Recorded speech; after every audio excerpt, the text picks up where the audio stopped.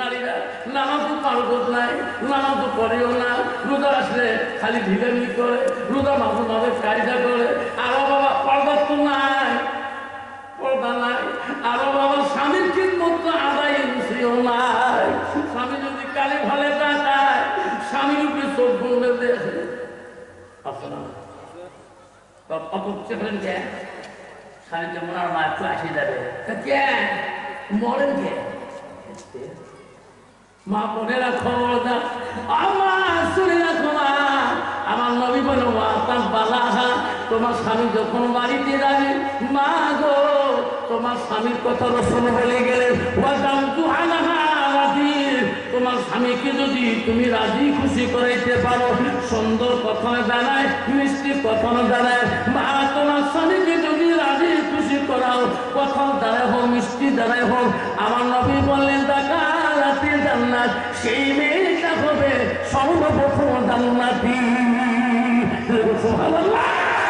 কিন্তু বাবা বর্তমান যুগের মেয়েরা স্বামীর সাথে কথা বলতেও জানে না, মিষ্টি দেওয়াও জানে না, মিষ্টি মিষ্টি কথা বলাও স্বামীর সাথে জানে না।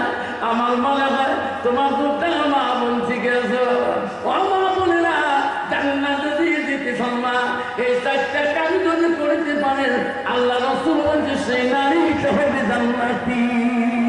বন্ধুগণা শোনার চালা ও মা বোনেরা শুনে রাখো, নবীজির প্রথম স্ত্রী ছিল হযরতে খাদিজাতুল কুবরা। মা নবীজির দ্বিতীয় স্ত্রী ছিল হযরতে মা সাউদা রাদিয়াল্লাহু তাআলা। মা নবীজির তৃতীয় বিবি ছিল হযরতে মা আয়েশা সিদ্দিকা। নবীজির চতুর্থ বিবি ছিল হযরতে যায়েনব রাদিয়াল্লাহু তাআলা। নবীজির পাঁচ নম্বর বিবি ছিল হযরতে হাফসা রাদিয়াল্লাহু তাআলা। নবীজির ছয় নম্বর বিবি ছিল হযরতে উম্মে সালমা। নবীজির সাত নম্বর বিবি ছিল হযরতে উম্মে হাবিবা। নবীজির আট নম্বর বিবি ছিল হযরতে মাইমুনা। নবীজির নয় নম্বর বিবি ছিল হযরতে সুফিয়া। নবীজির 10 নম্বর বিবি ছিল হযরতে রায়হানা। নবীজির 11 নম্বর বিবি ছিল হযরতে মারিয়া। সুবহানাল্লাহ। নবীজি এক থেকে 11 জন স্ত্রী চলে যায় জীবনে। আমার নবী কোন স্ত্রীর কথা যায় আমার নবীর কষ্ট পায় না। সুবহানাল্লাহ। কিন্তু বাবা বর্তমান যুগে তার একজন স্ত্রী আছে বাজার, তাই কষ্ট পায় না, না স্বামীর কষ্ট দেয় না, না দেয়। আর যার দুইজন আছে বাড়িতে সহজ না।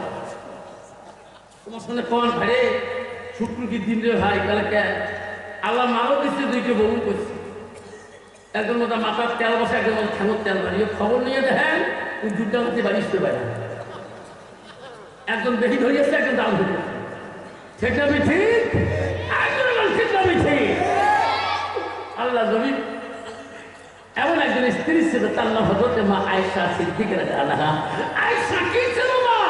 আপনারা না শুনে রাখেন, আয়েশা ছিল পৃথিবীর সর্বপ্রথম রাষ্ট্রপতির মেয়ে। যেরকম সুবহানাল্লাহ। হযরত আবু বকর পৃথিবীর সর্বপ্রথম খলিফাতুল মুসলিমিন ছিলেন। আবু বকর দুইটা মেয়ে ছিল, এক নম্বর মেয়ের নাম ছিল হযরতে আসমা, আর দুই নম্বর মেয়ে ছিল হযরতে মা আয়েশা। আয়েশা ছিল নবীজির মহব্বতের তৃতীয় স্ত্রী। হযরত উমরের মেয়ের নাম জানেন না? হযরত উমরের মেয়ের নাম ছিল হাফসা। নবীজির ৫ম স্ত্রীর নাম ছিল হাফসা। হাফসা কি ছিল? মদিনার দ্বিতীয় রাষ্ট্রপতির মেয়ে হযরত হাফসা। সুবহানাল্লাহ।